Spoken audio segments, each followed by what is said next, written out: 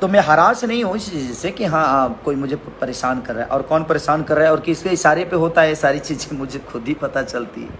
But कोई नहीं, वो भी अपने भाई हैं, अच्छा है।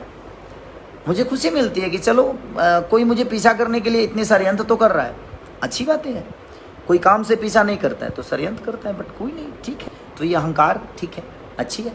ईश्वर आपको भला, मैं हमेशा कोशिश करूँगा जो भगवान आपका भला करे, भगवान आपका कभी गलत ना करे। और ये कॉपीराइट का झंझट नहीं है, ये ईगो का क्लेश है। जबकि मैं किसी से एडवांस कोई पैसा भाई नहीं लिया हूँ, और जितना लिया था उतना मैं गाना दे चुका हूँ। हाँ, मुझे अंग्रेजी नहीं आती है।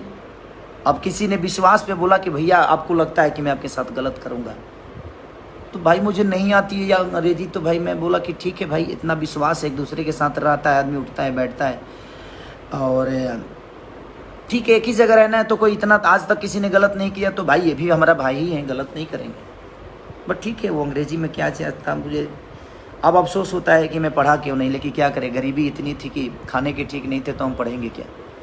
बट ठीक है, तो एक गरीब परिवार का बेटा हूँ और आज भी पढ़ा नहीं, बट आप लोग के आशीर्वाद से चढ़ा बहुत।